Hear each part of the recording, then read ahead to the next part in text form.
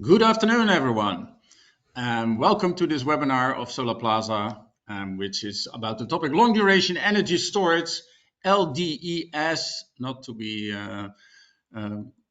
let's not get confused with LSD, LDEs, and all these kind of things. It's long duration energy storage. We are talking today about the market overview and the technology potential with two speakers. For them, it's early morning. They're on different sides of the globe. One speaker is in Sao Paulo, Enrique, and the other one, John, is in Canada. Welcome to those. I will introduce them later on.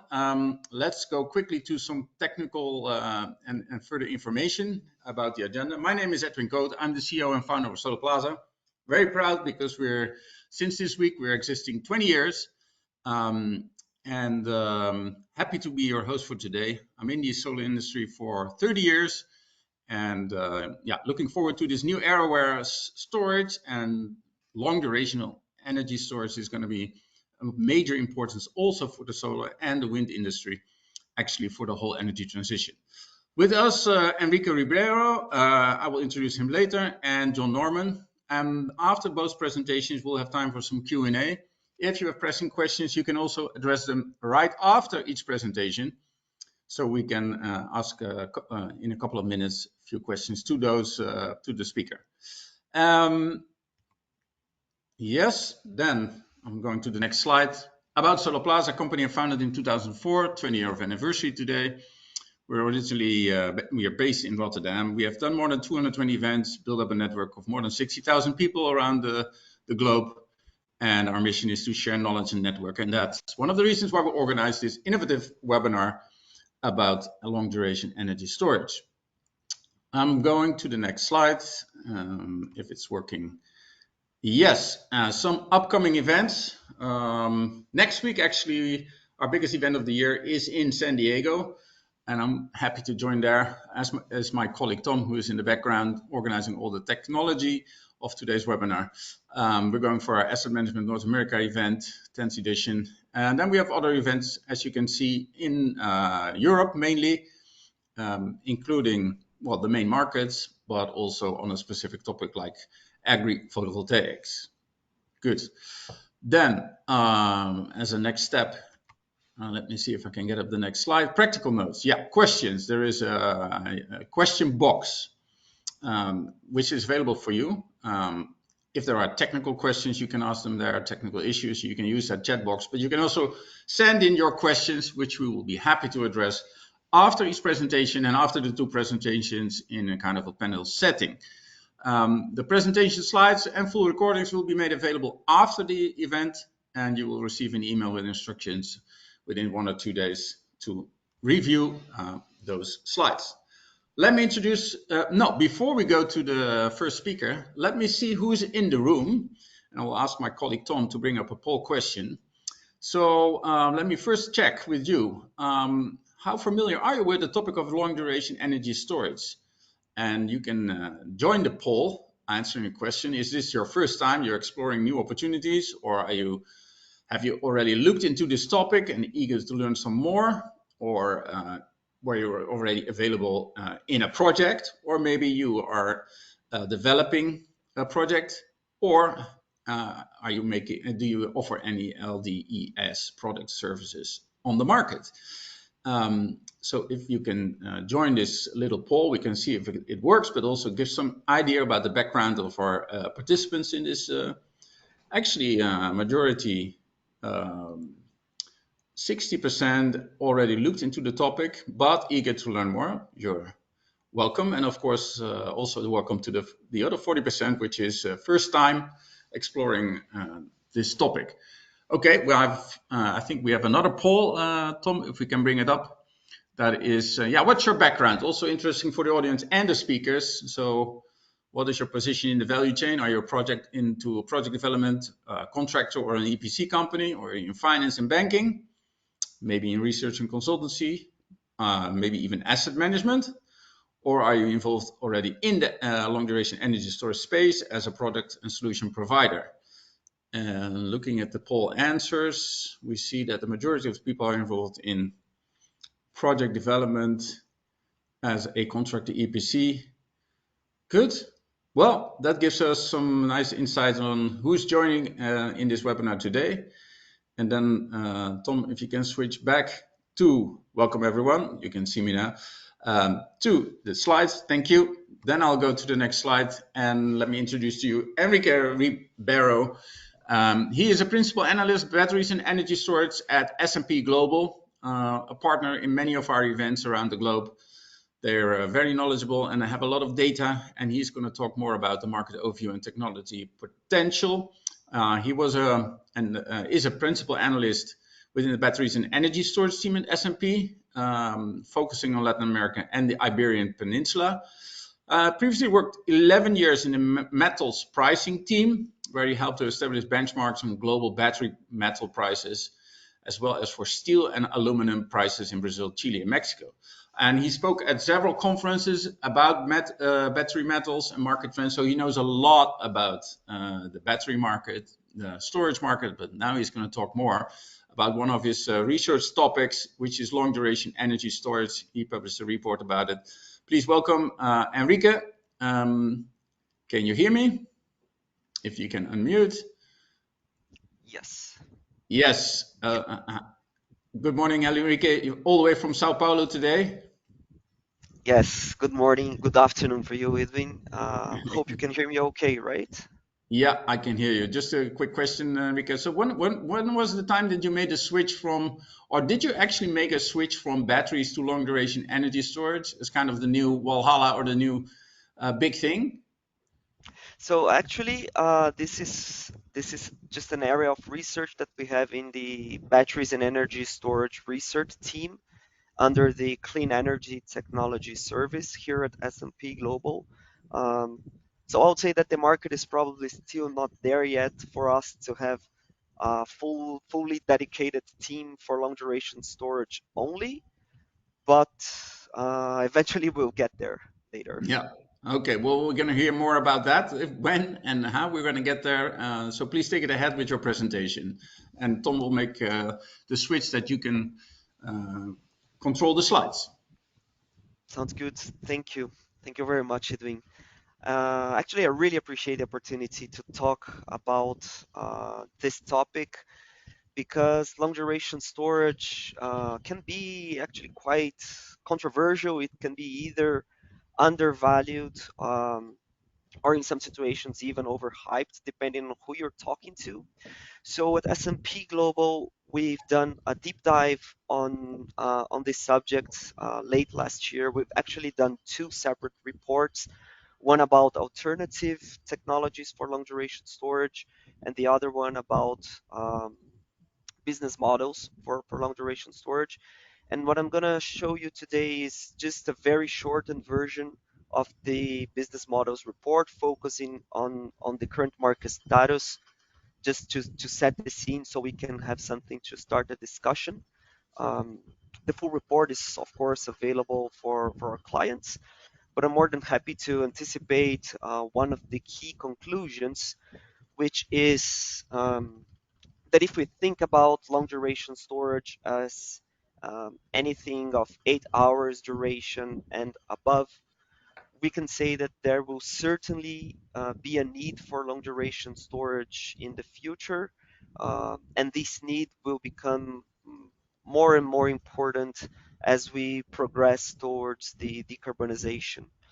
So the importance of long duration really comes from the unpredictable intermittency patterns of wind and solar PV, but mostly wind in this case. And of course, at the moment, short duration storage or storage of duration of 8 hours or less is still enough to address that intermittency. But as we move forward with the decarbonization and as we move forward with the phase out of dispatchable fossil sources and replace them with intermittent renewables such as wind and solar, the need for long duration storage will just become more and more important. Of course, in the future, if you think about theoretical fully decarbonized scenarios, um, there will be other factors playing a role. So you of course have, depending on the region, you will have different amounts of clean energy sources that are not intermittent, such as hydropower or geothermal. And you also have, of course, different flexibility tools to be employed, things like demand response, for example. But in any case, according to the analysis that we have done, uh, at least for all the regions that we analyzed in our report, we concluded that in any situation, if we are really thinking about decarbonized future, there will definitely be a need for long duration storage. The way we see it is that we don't reach the targets without a significant overbuild of renewables, plus a lot of short duration storage, plus some long duration storage component, which will of course vary region by region. Um, the challenge, or actually the challenges, are that long duration storage is still quite complex in terms of business models, and also in terms of technology. So as probably many people in the audience already know, most of the energy storage in general that has been deployed in the past few years at any duration is composed of lithium-ion battery systems, most of them with short duration, um, or durations that stay in the short duration scope. And the problem with lithium-ion is that the cost scales up along with duration. So it's really not ideal from an economical perspective for long duration purposes. Um, However, there are several alternative technologies that can be used for energy storage and that can provide long duration at a more reasonable cost. The difficulty is that most of these technologies are still not commercially available or not fully mature for commercial deployment. And we'll look a little bit more into that in a minute. But these technologies are mostly categorized in four main groups. So starting from right to left, actually, starting with the electrochemical group, this is where you have all the batteries, including lithium-ion, plus a range of many different types of battery alternatives. Then you also have mechanical systems that store energy either in the form of potential or kinetic energy. This is an area where you do have alternatives that are um, readily available and even deployed quite significantly, such as pumped hydro energy storage or PHES, for example. It's a technology that is quite mature. It has been used for several decades now. Um, then you have other types of system that can store thermal energy for a later release, either in the form of electricity or heat. Um, the main issue with this type of systems is that there is a lot of energy inefficiencies and a lot of energy losses during this back and forth conversion between electricity or energy and heat. And the same logic also applies to chemical systems um, that convert energy into some chemical components such as hydrogen. And they also follow the same logics, and they deal with the same, basically the same issues. So at S&P, what we have done is kind of a map of the long duration storage space. So we collected all the projects from our database. We selected only the projects with durations above 8 hours, and we categorized them by status, by duration, and by technology. And we came up with this chart where, of course, there's a lot going on here, but I will break it down for you. And the main takeaways from this map are that first thing, if we look first at the existing operational projects only, you'll notice by following the color pattern that these are mostly composed of pumped hydro storage, uh, mostly with intraday durations from 10 to 24 hours. There is some multi-day durations as well, up to 168 hours, but the bulk is in the intraday space. And the same pattern also is also valid for the projects that are under construction. It's still mostly pumped hydro with intraday durations, with the exception of a few projects that have very long multi-day durations, and we will look into these projects in a moment. Um, but the number of projects that are pumped hydro with intraday durations is actually a lot bigger, a lot higher than projects with multi-day durations. And as for the rest of the pipeline, it's mostly composed of projects in the early planning stage. And again, these are mostly pumped hydro with intraday durations. Interestingly, you will see that some of these early planning stage projects are targeting to use lithium-ion as a technology. Um, and the reason for that is that lithium-ion costs have been plunging quite significantly over the past 12 months or so. And we do believe that lithium-ion will become more and more of an alternative for the 8 hours space in particular, probably not really too much beyond that, but for the 8 hour space, we do see lithium-ion potentially playing a role in the future.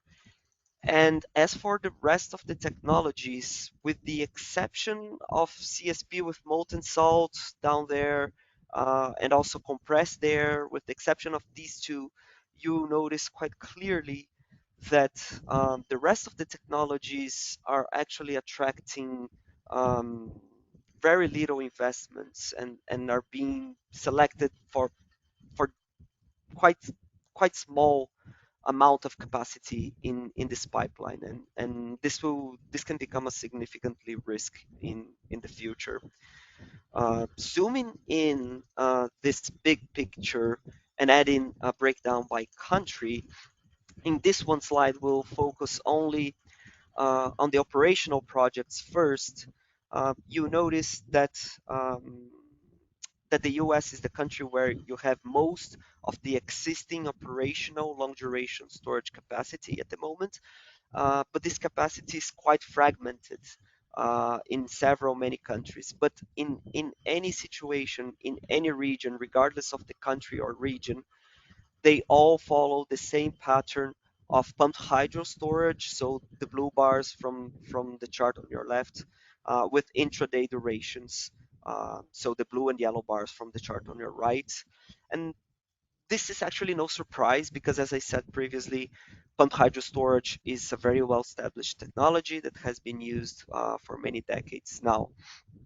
But interestingly, if we now look into the next slide at the future pipeline of projects, um, the the only similarity is that it's also dominated by pumped hydro. But instead of being super diverse in terms of countries and regions, it's extremely concentrated, and not concentrated in one or two countries only, but actually concentrated in a few projects themselves. So actually, three projects alone represent the bulk of the capacity in gigawatt hours for the future pipeline. And these three projects in particular, are mostly targeting um, multi-day durations.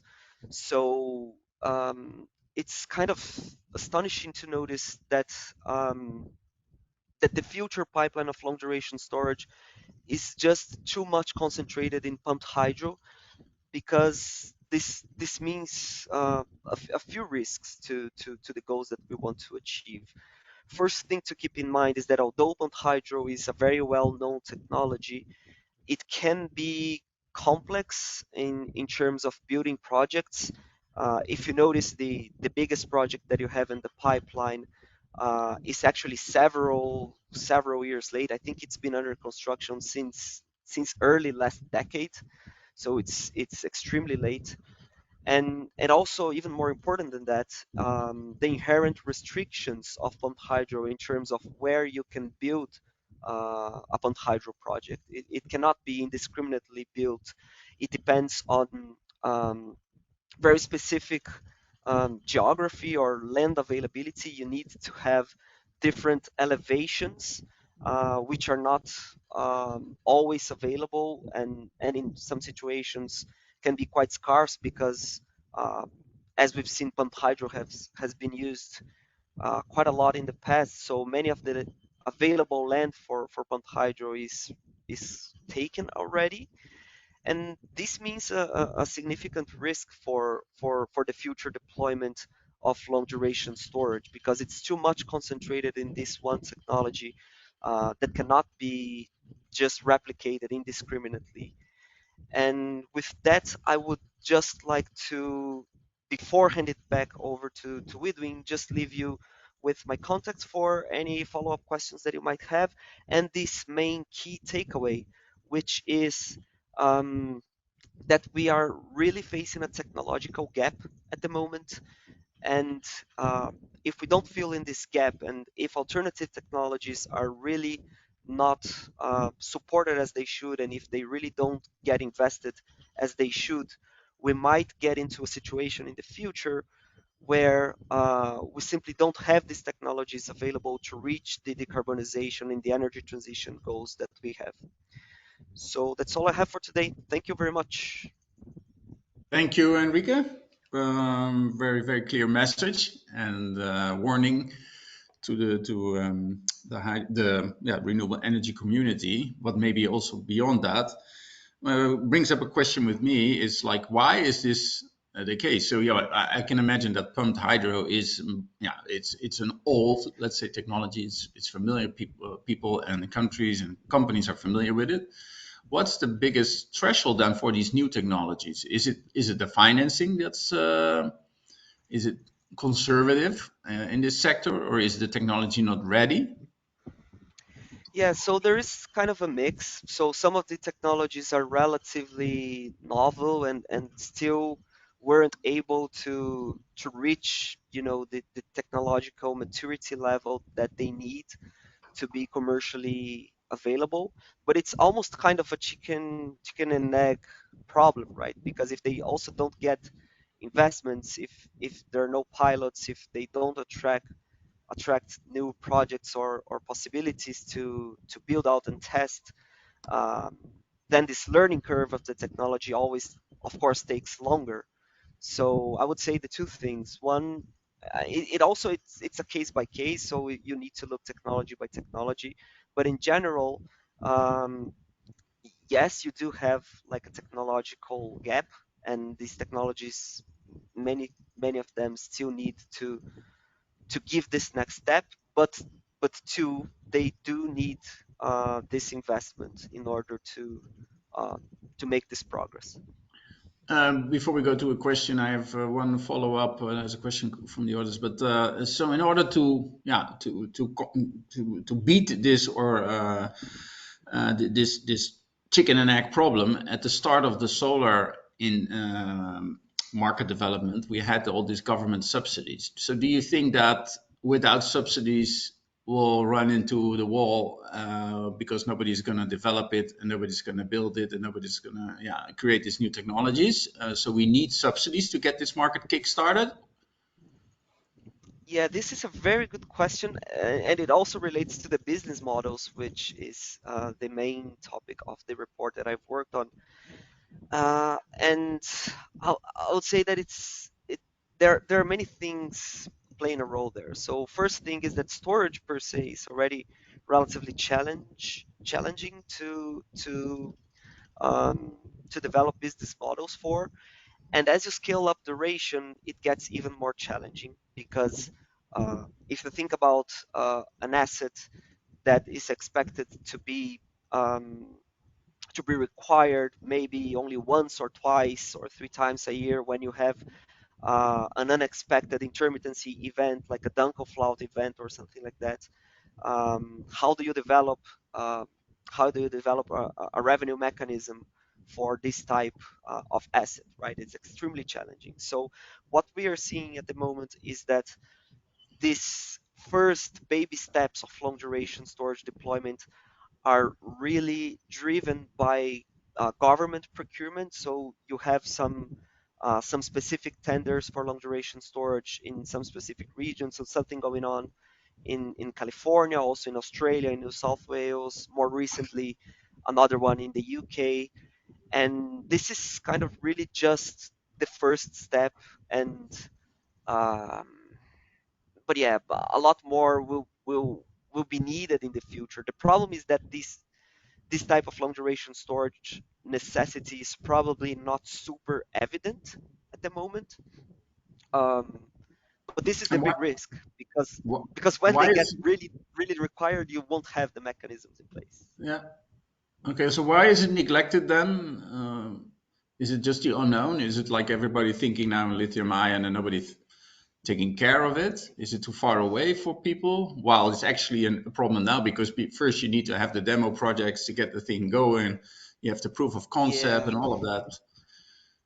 And the I would market say that development for renewables goes so fast that yeah, we'll probably need it very soon.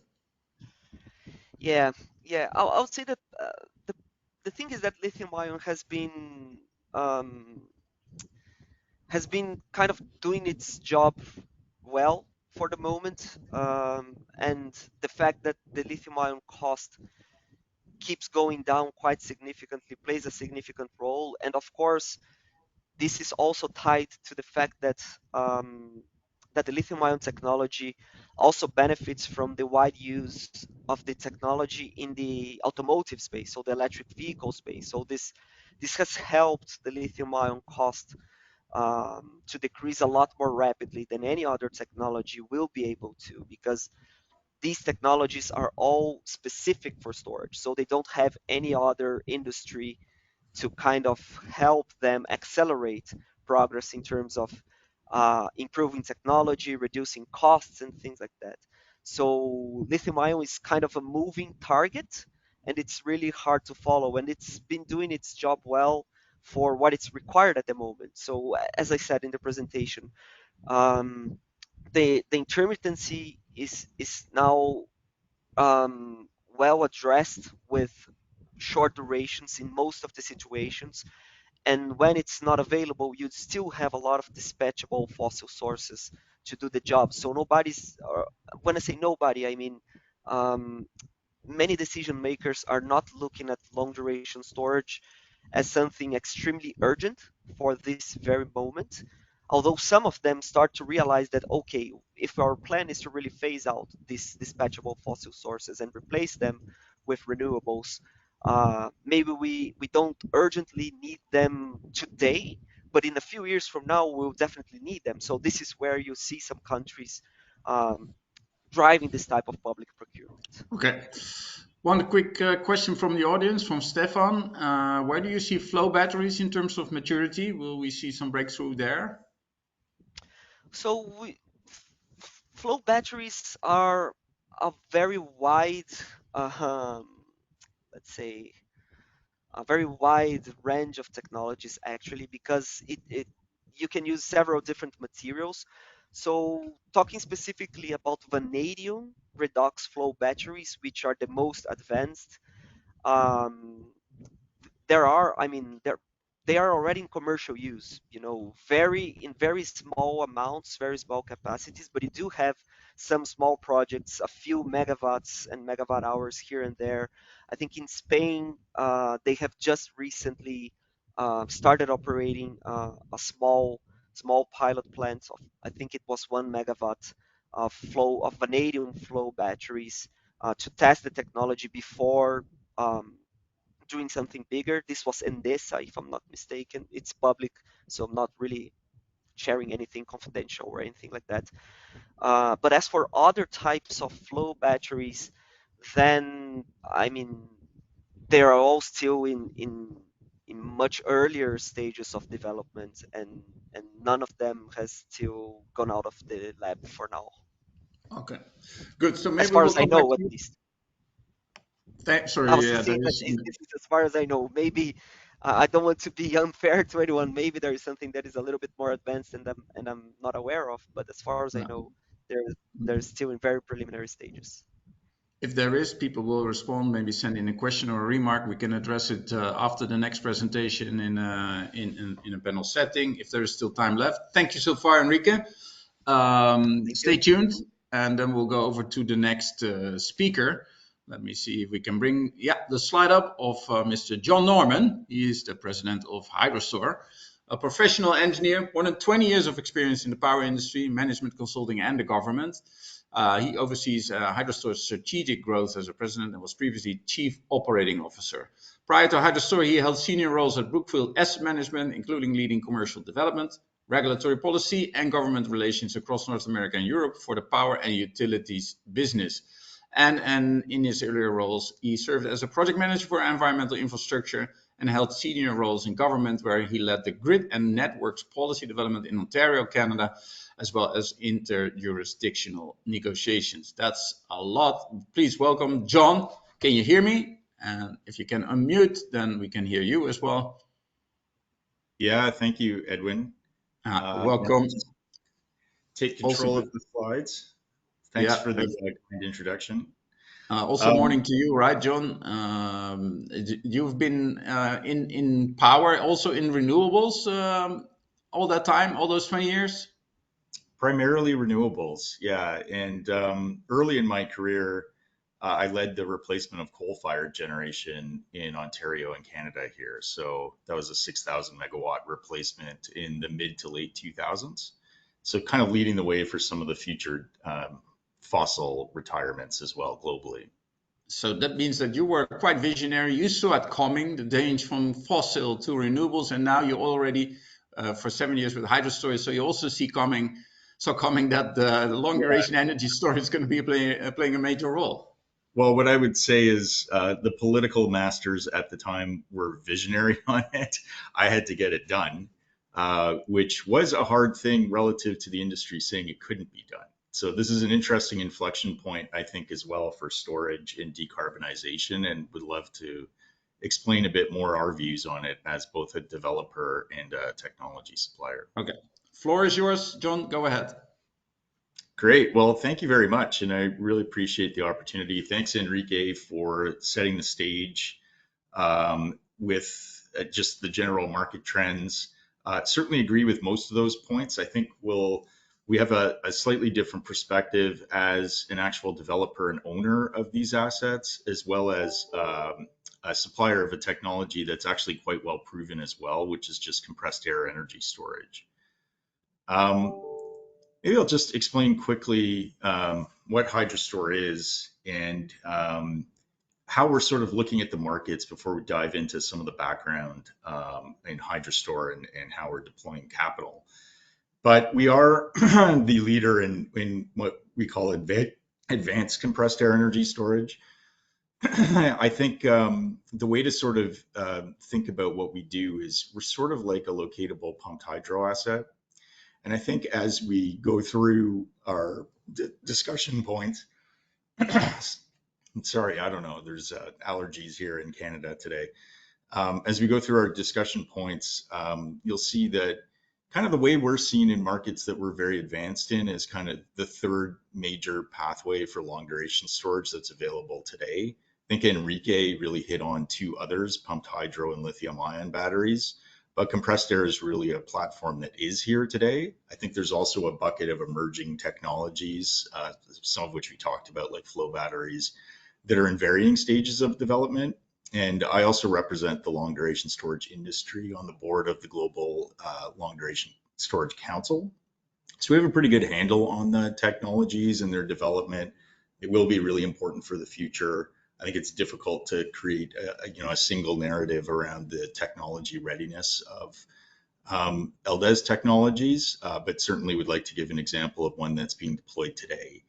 And secondarily, I would say there has been delays in the adoption of long duration storage, and largely that's due to power market design and barriers from a regulatory perspective. And we can dive into a lot more what we mean by that. But I think the broader issue is that power markets, particularly in the Western world, aren't really incenting long lead time or long-term infrastructure at all.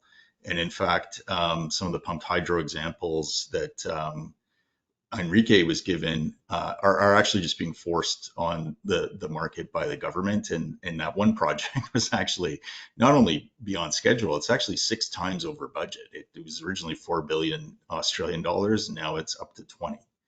Now, that's not to say there aren't good opportunities globally, but I think there's been problems on how the market's incenting it. So I'll dive right into it on what we're doing and how we're looking at these markets and successfully deploying these assets. So as I mentioned, we're an advanced compressed air energy storage provider. We're backed by Goldman Sachs as well as Canadian Pension Plan. We are their global bet on long duration storage. So, and not from a venture capital perspective, more from an actual project deployment perspective. We are based here in Canada. But most of our projects are actually international. We're very extensive in the US, particularly California, Australia, and increasingly entering the UK and Europe as well as obviously in Canada. And the way to sort of think of us is we're really just using water, pressurized air, and existing equipment supply chains and integrating them together into a solution that is fully bankable today. And really, it's built on a platform of compressed air energy storage. So we didn't really speak to it in one of Enrique's slides earlier, but in showing the deployment of storage, you might have noticed beyond 96% is pumped hydro globally today, which has been in place over many, many decades. But there were some bars of yellow on top, particularly in Europe and the US. And primarily that actually consists of compressed air energy storage. But I'll get into the difference, the improvements that we put in place on compressed air storage to make it more deployable as a storage asset. I won't dwell on this slide, but just to point out that we are actually set up as both a technology supplier and a developer. We're really more a systems integrator, which you'll see as I describe our infrastructure a bit better. But we also develop and own these assets and also work with utilities directly to sell it outright as a turnkey EPC sale. So we work with some industry leaders, including the former chairman of FERC is on our advisory board, the former head of Pacificorp, as well as Bonneville Power Administration, as well as David Hayes, for example, who is the special advisor to President Biden on climate change. So we have a pretty sophisticated team and can explain a bit more. Happy to dive into questions actually afterwards about how we're looking at these markets. I did mention traditional compressed air storage. I think many of you may have familiarity with that. It's very conceptually simple. You're really just taking off-peak electricity or renewable electricity, running that through a compressor, storing high pressure air underground, and when the grid needs it, you're running that air back through a turbine to generate electricity. Pretty conceptually simple, very well-known equipment for it that has multiple applications, similar to Enrique's point about batteries having multiple applications as well. There are 2 plants that have been operating for many decades in Germany and Alabama. We also have a couple of operational precedents in advanced compressed air. But what do I mean by advanced compressed air? So the challenge with traditional compressed air storage, and actually the reason you don't see it built out much, really has nothing to do with its technology readiness. It just has to do with its economics.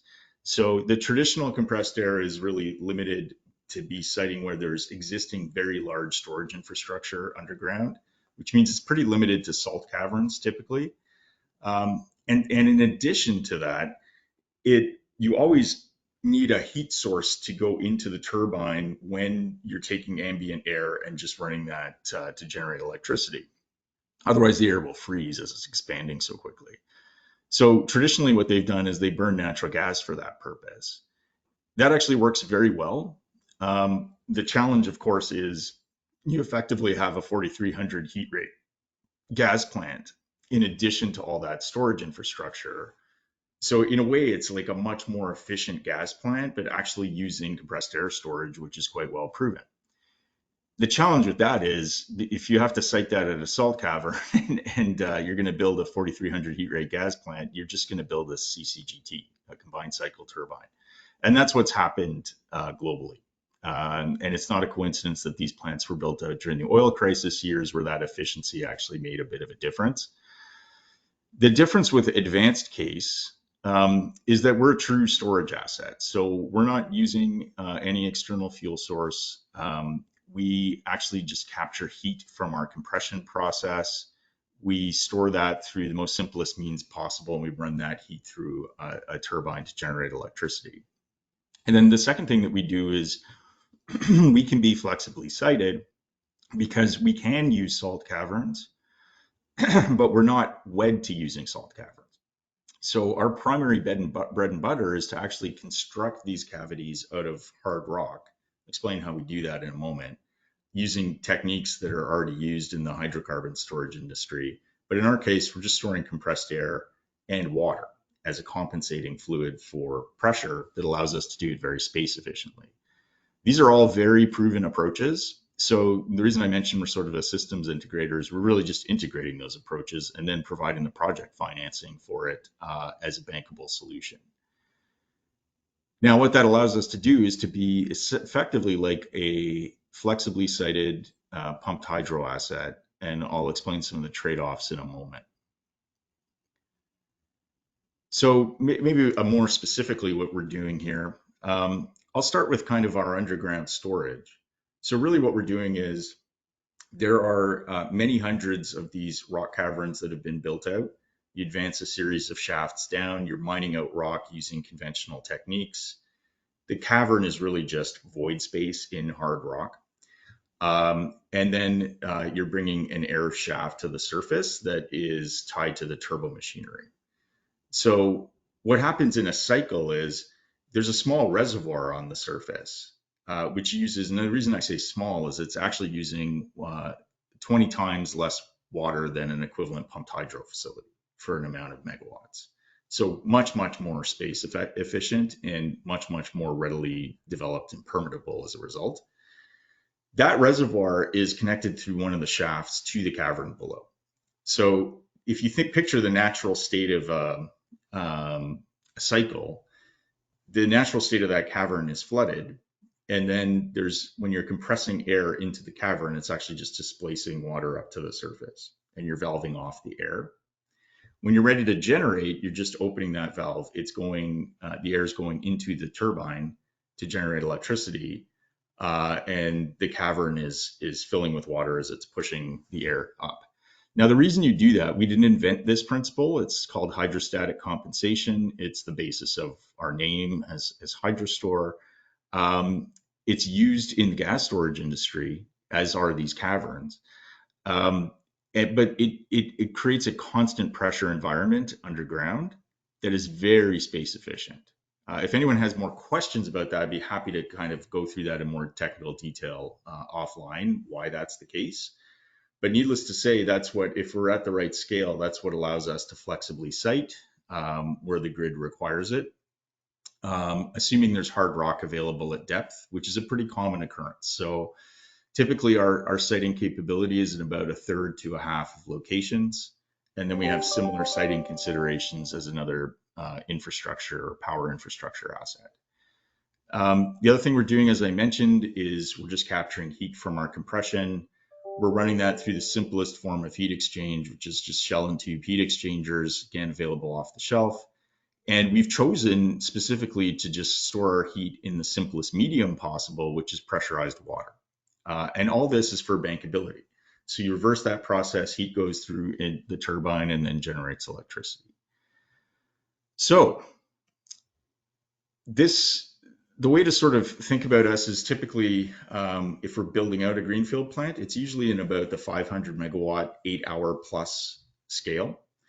And we have projects that we're actually nearing financial close right now, as well as operating projects. So I mentioned some of the precedent on the hard rock caverns. So that allows us, if you think about the system, it's really just 3 proven subsystems, off-the-shelf turbo machinery available from major suppliers globally like MAN and Baker Hughes. The balance of plant on the surface, which is really just that process equipment that's used all the time for heat exchange. And then the subsurface facilities, which have significant precedent for storing propane and butane in the hydrocarbon storage industry.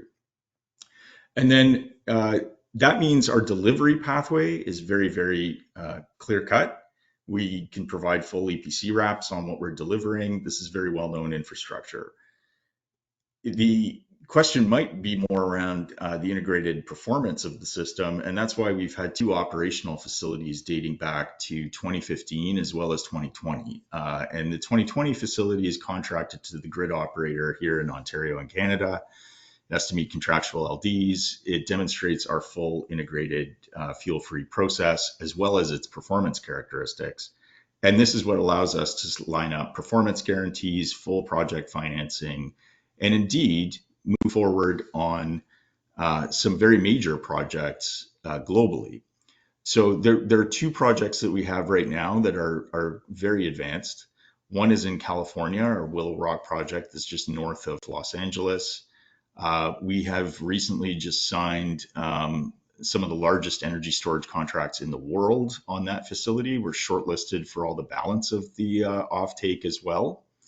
And this is a 500 megawatt 8-hour plant that also has a future expansion capability to 1,000 megawatts.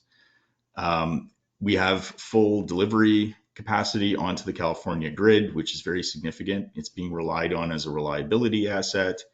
And it is also eligible for the IRA and ITC program that many of you will know about in the United States as well. And so this is a very important project to supply capacity into the LA basin. So it's not just about renewable integration, and I want to get into that use case in a second as well. This actually is not our immediate next project. Our immediate next project is in Australia, which is called our Silver City project in the town of Broken Hill. This is actually supplying the backup reliability solution for that town, which is incidentally where BHP got its name. It's the original Broken Hill mine, Broken Hill Pty. And it's a community of roughly, actually, don't quote me on this. I thought it was around 30,000 people, but I'd have to double check on that. However, we are supplying both a reliability backup. It's Australia's first non-wires alternative that has been regulatorily approved. We are contracted already with the largest utility in Australia for that offtake to supply those benefits to the grid.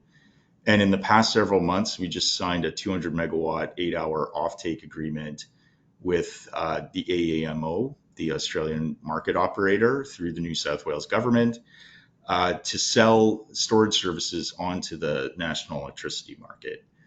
We are well underway in our permitting process, as we are in California as well. And we have several commitments already on financing.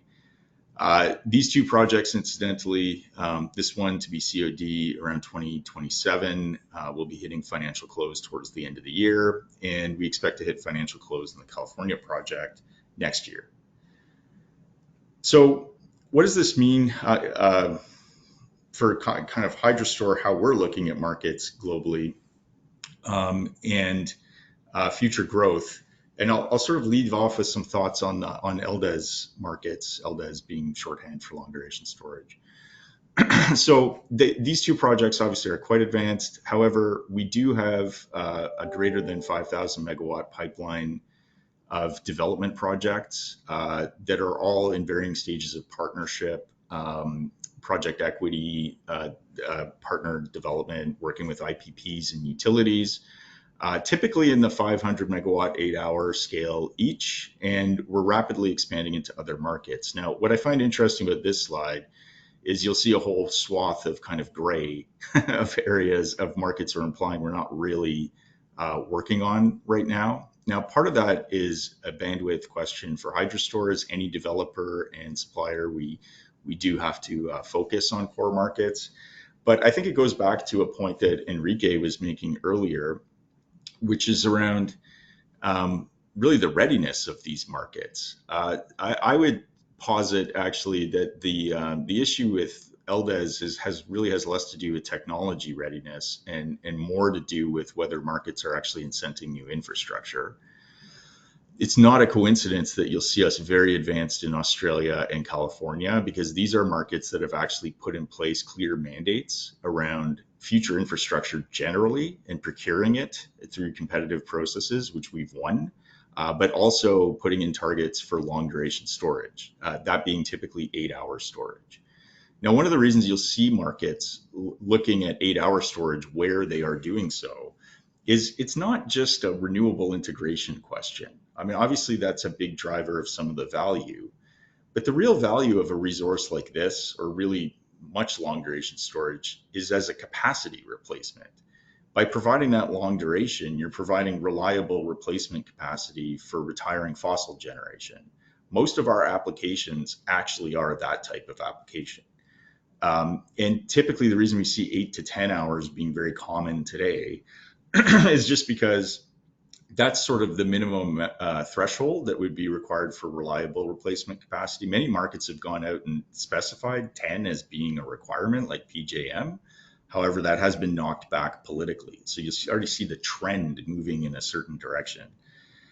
There are multiple forms of even long duration attributes. So we tend to focus on this intraday space largely because the markets are best suited to that. We can actually expand our duration well beyond that for very low marginal cost. But typically we just don't see the market driver for it right now. Obviously, there's also multi-day storage benefits as well, but typically that's a different set of technologies that provide that. And it's also a very different application. So it's very hard to just categorize kind of one attribute and one type of approach. The same way it's difficult to categorize sort of one technology or one bucket of technologies. Certainly in Australia and California, we are really seen as the third immediate pathway for long duration. So pumped hydro, lithium-ion, compressed air. And then there's a host of emerging technologies that are in varying stages of development. Flow batteries, many of them are really hitting a pilot stage now. They have scale-up considerations on their supply chain, which we don't have. But other technologies have other benefits and other challenges as they're coming to fruition. Again, the biggest issue is how these markets are sort of incenting the technologies then. In our opinion, that has more to do with really whether power markets are incenting long-term infrastructure at all. And I think one of the reasons you've seen a lot of battery deployment has less to do with the storage per se and more to do with the fact it's a very short-term asset. And so it has a very quick payback. It's hit frequency response markets that these markets are very well designed for short-run marginal cost signals. And that's what it's incenting: repowering gas plants, putting on batteries, but very little long-term infrastructure, whether that's nuclear, conventional fossil, conventional generation, pumped hydro, compressed air. Any of these resources really require a separate type of contracting initiative to be financed. So we'd love to enter into that discussion more, but also just wanted to raise awareness a bit more of HydroStor. And one of the markets we are very interested in is Europe generally, particularly post-Ukraine, given the fact that a lot of these needs are being recognized now. So thank you very much. Thank you, John. Very informative, nice perspective on your technology and in general the market perception. For the audience, feel free to bring up your questions. I was wondering, bridging to what you just said, like you're open for European opportunities. Is there like regional focus? Because I can understand that there is not caverns everywhere. Is there limitations, like which markets you would address first? Yeah, to be clear, we don't require existing caverns, so we do construct our caverns, and that's what gives us the real siting flexibility. As I had mentioned, I think it's the way to sort of think about it is a third of landmass is typically suitable for that, And then it's just a question of where the interconnection is well suited, where you have a good permitting pathway and those sorts of things. But that's how we've built up our pipeline. I do think that we are seeing emerging needs for long duration where we tend to talk less about compressed air specifically and more about the long duration industry. We're very happy to compete. The challenge is the attribute being 8 hours plus storage or even longer isn't really being recognized right now. And in the power markets itself, typically the energy markets will say, we need about 4 hours, but it's about capacity. And so it's about how are you planning for capacity? How are you planning for your needs in the 2030s? Pumped hydro is a very long lead time. We have probably a 5 to 7 year lead time. Even batteries are starting to have a longer lead time. And certainly many of the other emerging technologies have a longer lead time. So this issue actually has more to do about lead time and financing of infrastructure than the readiness of technology. But that's a good point that you're raising. But then brings up a question with me: is like, are the off takers and our governments ready? Are they familiar with the upcoming challenge that is there if we expand our renewable capacity and with the phasing out of nuclear and coal? Do governments have enough understanding of what's happening in the market? It's a fantastic question. I think Enrique hit the nail on the head in the beginning about the controversy, because some markets do recognize that because they've already hit the crisis. So California's hit the crisis. Australia realizes it needs capacity. They've had blackouts. You're starting to see that evolve in the UK and in Europe. That's happening in Ontario now as well, in Canada. And it's because they need a crisis to see it. And I think we've had many decades of power markets really being about an efficient dispatch signal for conventional infrastructure that isn't built for the scale of transition that we need today. And regulators aren't really ready for that either. They've generally acted as a brake for investment over the past 40 years, and assuming that utilities just want to increase their rate base. But right now, there's such a massive scale of investment required that there's no connection between the power markets and the infrastructure financing industry. And so it does require governments, and governments typically are only intervening where there are crises. And so sometimes we spend a lot of time. I was just in the UK last week. They're starting to get there, but they're still very reliant on their market at this point. And I'm not sure that they recognize yet that there may be challenges financing that infrastructure without some longer term planning ahead or looking into the 2030s. Not to pick on the UK, I actually think they have some more progressive policies. It's a very common problem. No. Let me see if I can bring up that if I could pronounce it correctly, Shivaditya did raise a hand. I don't know, I'm checking with my colleague if we can make that microphone available. Can you hear me? Savitya, can you hear me? Yeah, I can hear you guys. Hi, Yeah. John. It's an amazing presentation that you have given. So, I just wanted to know that what's the current CAPEX and OPEX for your project that you're currently having, like a dollar per megawatt hour? That's a curious thing in my mind going on, which is, with the timeline of the project that you're saying compared to the battery storage, what will be the CAPEX and the OPEX? That's an excellent point. So interestingly, often we get the question around dollars per megawatt hour. I mean, I can give you a very low number of dollars per megawatt hour. I don't love these levelized cost metrics, largely because we show very well on them, but that's not really how utilities or grid operators look at the infrastructure they require. So they often just looking at capacity and a duration threshold. And for 8-10 hour storage, we're about $2,500 per kilowatt deployed.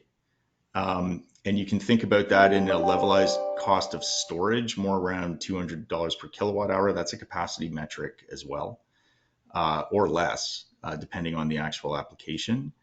But typically the issue is more, how are grids sort of recognizing that any new infrastructure is around that cost point? And obviously some are higher and some are lower. And by the way, if anyone's interested, we're happy to provide a lot more costing information and how these projects are advancing. Yeah. Does that mean, John, that your customers are basically utilities or grid operators like TSOs and? Well, it can be. In Australia, we really have two forms of customers. We have a regulated utility that's using it as a transmission asset, and even that same project has an offtake contract with what is really a load-serving entity. And our contracts in California are with load-serving entities who have to meet capacity needs. So the contracts that we sign they could range from a full tolling agreement where we're just handing the keys over to that load-serving entity to manage it, or very often we're selling the capacity and we're working with that entity to manage how it's dispatched onto the market. So the contract structures vary quite a bit, but typically you'll see those deployed globally. The UK has a very effective cap and floor mechanism that they've talked about. The question is, it's really about how do they define the floor, and do they recognize the need for additional infrastructure costs and financing? All right, good. I see that we're running out of time. I have one more question for the audience, and thank you, John, for answering these good questions. Thank you also for the participants to join. If there is, I think that we have one more poll question, Tom, for the audience.